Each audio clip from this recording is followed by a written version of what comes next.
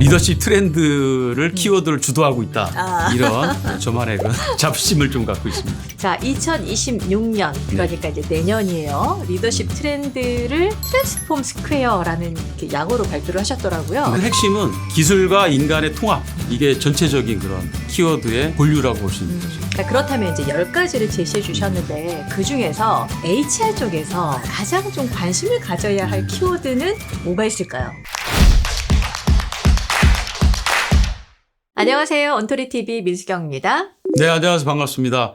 힘변화 디자인 연구소 대표 허유 박사입니다. 네, 박사님 안녕하세요. 네, 안녕하세요. 방금 말씀하신 게 이제 변화 디자이너라는 직업명을 지금 네. 소개를 해주셨잖아요. 네, 네. 되게 좀 신선했어요. 어떻게 이런 네이밍을 갖게 되신 거예요? 글쎄 아마 내가 도대체 뭘 하는 사람이지 거기서 출발한 것 같아요. 직장 생활할 때도 마찬가지였지만 제가 어떤 직무를 할 때 도대체 내가 이걸 왜 하는가에 대한 고민을 많이 했거든요. 이제 회사 그만두고 일을 하면서 항상 고민이었던 것이 나의 정체성. 결국은 이제 사람들 그다음에 조직에 있는 구성원들을 성장시키고 변화시키는 게 제 일이다는 생각 때문에 결국 변화 디자이너라는 그런 컨셉을 잡아서 서비스표를 등록하고 활동하게 된 거죠. 지금 다양한 곳에서 또 활동도 많이 하고 계시고 또 책도 많이 출간하셨더라고요. 네네. 기본적으로 저는 조직 문화하고 리더십, 조직 변화 세 가지 키워드를 갖고 저술 활동하고 기업에서 강연하고 있고요. 최근에 보면 애티튜드 리더십이라고 리더십 관련된 책도 출간했고 다수의 책들이 대부분 이제 변화 아니면 리더십과 관련된 책들이라고 볼 수 있습니다. 네. 박사님한테 제일 중요한 키워드가 변화인가 봐요. 네, 맞습니다. 그렇죠. 네. 그 리더십 트렌드도 매년 좀 많이 변화를 하잖아요. 그렇죠. 그러니까 보니까 리더십 트렌드를 리서치해서 많은 분들한테 공유하고 계시던데 왜 이런 활동들을 하게 되신 건지도 궁금하거든요.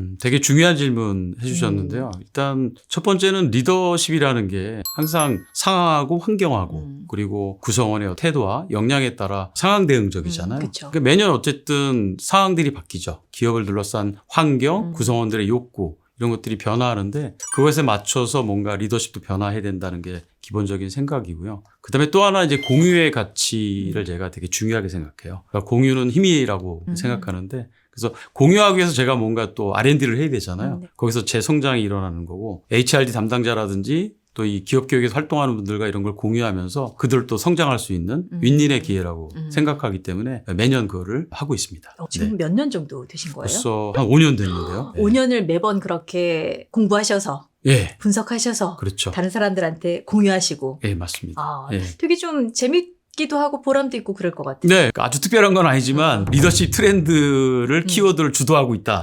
이런 저만의 그런 자부심을 좀 갖고 있습니다. 왜 책으로는 안 내시고 그렇게 자료 만들어서 공유만 하세요? 그 중에 일부를 제가 키워드로 잡아서 뭐 책도 내고 하긴 하지만 물론 이제 리더십의 메가 트렌드는 있잖아요. 그런 본질적인 요인들. 그 외에 아주 변화가 필요한 요인들을 잡아서 공유를 하고 있는 거죠. 네. 네. 자, 2026년 그러니까 이제 내년이에요. 리더십 트렌드를 트랜스폼 스퀘어라는 이렇게 약어로 발표를 하셨더라고요. 네. 그게 어떤 의미가 있어요? 트랜스폼 스퀘어라는 의미는요. 결국 2026년 정도 되면 인간, 기술, 데이터, 감성 이런 것들이 단독적으로 변하는 게 아니라 이중 변환이 필요하다. 이중 변환. 혁신이 필요하다. 더블 트랜스포메이션이라고 하는데 그래서 스퀘어를 붙인 거고요. 또 하나는 이제 키워드 10개 중에 M으로 시작하는 키워드가 2개예요. 그래서 제가 스퀘어라는 단어를 붙였습니다. 어쨌든 핵심은 기술과 인간의 통합. 이게 전체적인 그런 키워드의 본류라고 볼 수 있는 거죠. 이제 10개의 키워드가 있는 거예요. 그죠? 그렇죠. 네. 10개 키워드는 다 설명드리기 어려우니까 네. 잠시 화면으로 네. 대체를 해서 설명을 네. 드리도록 하겠습니다.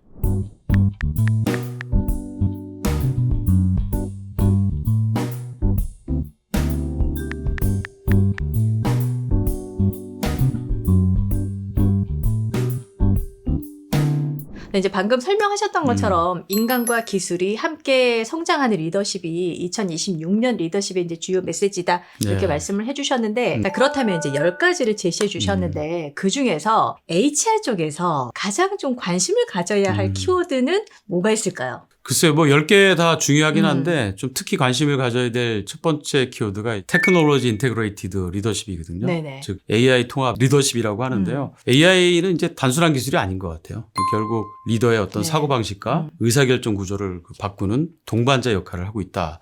라고 볼 수 있고요. 특히 이제 변화하는 환경하고 리더십 패러다임 전환을 우리가 좀 백그라운드로 볼 때 2024년 이후는 AI가 단순히 어떤 도구로 활용되는 게 아니라 기업의 업무 방식 깊이 인베드 되고 있다라는 게 이제 우리가 목도할 수 있는 현실이고요. 특히 이제 마이크로소프트하고 맥킨지하고 OECD 보고에 따르면 실제 생성형 AI를 도입한 기업에서 업무 생산성이 평균 40에서 70% 정도 향상됐다고 해요. 그리고 MIT 슬론의 2024년 연구 결과에 의하면요. AI가 초안을 만들어내잖아요. 그 해당 도메인 전문가들이 그걸 보완하고 그다음에 맥락을 해석할 때 그 품질이 86% 향상된다고 해요. 그리고 AI와 인간이 협업을 할 때 효율성이 3.5배 정도 증가된다는 그런 연구 결과도 내놓고 있습니다. 수치로 명확하게 드러났네요. 그렇죠. 네네. 예. 그래서 중요한 것은 기술 그 자체가 아니라 리더들이 AI를 어떠한 태도를 갖고 다루고 그다음에 이용하고 활용하느냐가 되게 중요한 거죠. 그 AI를 이해하고 학습하는 것도 사실은 리더들 입장에서 이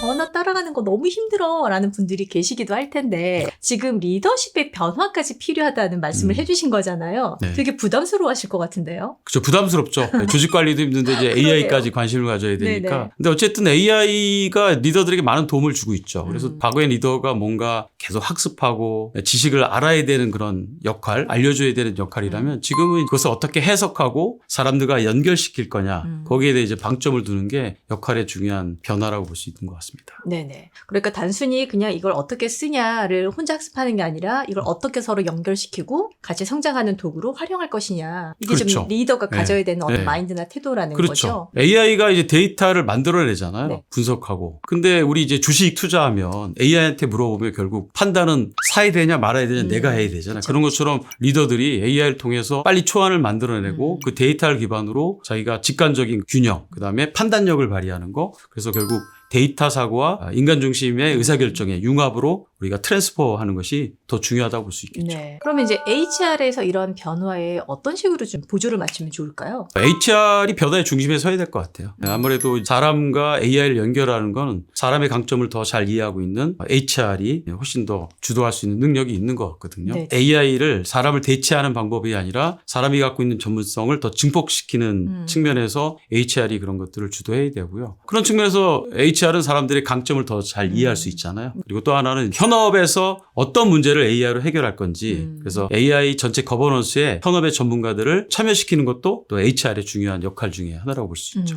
AI로 인한 어떤 여러 가지 변화들을 HR 부서에서 어떤 관점으로 보느냐가 굉장히 중요할 것 같다는 생각이 좀 드네요.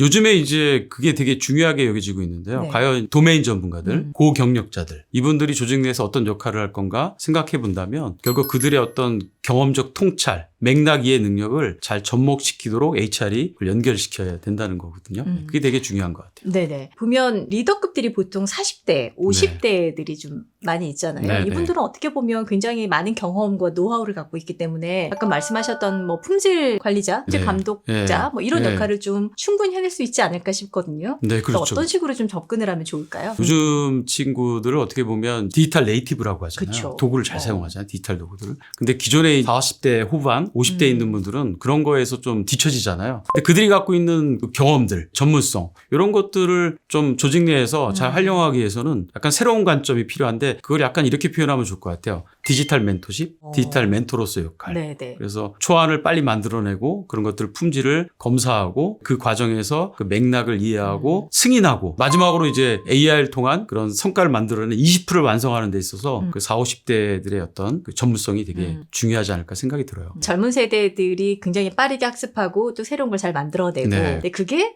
정말 제대로 가는 방향이 맞는지 이런 것들을 네. 선배들이 리더들이 그렇죠. 잘 체크해주고 그렇죠. 보완하고 이런 네. 협업이 굉장히 중요할 것 그렇죠. 같아요. 협업이죠. 자, 인적 관리를 위한 실천 방안 뭐가 있을까요? 첫 번째는 HR이 AI 전략 그 설계 단계부터 참여해가지고 AI 도입이 단순히 조직의 어떤 업무의 효율성 그런 걸 뛰어넘어서 사람의 강점을 증폭시키는 방향으로 설정하는 게 가장 중요하고요. 두 번째는 인간과 협업 프로세스를 조직 내에 체계화시키는 거죠. AI를 활용해라가 아니라 네네. 조직의 어떤 그 시스템적으로 AI와 협업할 수 있는 그런 체계 구조를 만드는 게 두 번째고요. 세 번째는 이제 리더십 교육할 때 AI 리터러시 교육을 반드시 포함해야 되는 게 중요하지 않을까 싶어요. 그래서 리더가 기술의 언어를 이해하고 활용해서 의사결정하고 효율성을 높여서 또 성과도 내고 직원들의 어떤 행복감도 높일 수 있는 그런 접근이 필요하지 않을까 싶어요. 네. 어쨌든 현장에서 이제 뭐 교육이나 강의를 통해서 많이들 이제 만나보실 텐데 후배들과 선배들 간에 네. AI라는 도구를 두고 협업을 잘하고 있는 그런 사례들도 좀 만나보실 것 같거든요. 네, 최근에 이제 출강하고 있는 기업인데요. 모 중공업이라고 그 기업에서는 지금 50대 초중반에 있는 도메인 전문가들 대상으로 네. AI 교육을 시키고 있거든요. 그래서 조직의 어떤 전체적인 전략 시스템 내에 AI를 도입하고 그다음에 구성원들과의 어떤 협업을 도메인 전문가들이 이끌 수 있는 그런 것도 실질적으로 시행하고 있거든요. 그게 아마 좋은 사례가 되지 않을까 싶어요. 네, 그리고 그분들이 교육에 대한 만족도가 되게 높아요. 왜냐하면 이제 조직에서 보면 어떻게 보면 50대가 되면 뭔가 역할에 대한 그런 회의론도 일고 파워도 떨어지잖아요. 근데 AI를 장착함으로 있어서 좀 더 자신감도 생기고 또 하나는 그런 게 있는 것 같아요. AI나 그 데이터 관련된 그런 역량을 갖췄을 때 자기가 조직에서 일할 수 있는 지속 가능성도 되게 높아진다는 연구 결과가 있거든요. 그런 네네. 측면에서 아마 다른 기업들도 그런 사례를 조직에 도입하면 좋지 않을까 생각하네요. 네. 네. 어쨌든 이제 AI라는 그 도구가 우리 일상에 들어오면서 또 업무에 도입이 되면서 많은 분들이 좀 두려워하기도 하고 이 후배들을 내가 못 따라가나? 그렇죠. 라는 두려움도 굉장히 좀 예. 크신 분들이 있는 것 같던데 방금 말씀하신 그 40대 50대 리더들을 위한 AI 어떤 감독자로서 역할을 할 수 있는 역량을 키울 수 있는 그런 교육들이 도입이 된다면 굉장히 좀 서로 도움이 되지 않을까? 그럼요. 좀 그런 예, 생각이 예. 드네요. 근데 끝으로 한 말씀 부탁드릴게요. AI는 이제 선택이 아니고 필수인 것 같아요. 개인을 위해서도 그렇고 네. 조직을 위해서도 AI를 인간성과 결합해서 조직에서 단순히 효율성을 높이는 도구가 아니라 통합해서 우리의 경험을 증폭시키고 그다음에 강점을 강화하는 방식으로 활용하면 좋겠다는 생각입니다. 네, 자 2026년 리더십 트렌드 키워드 한 가지 만나봤습니다. 다음 시간에는 또 다른 키워드를 가지고 인사드리도록 하겠습니다. 함께해 주셔서 감사합니다. 네, 감사합니다.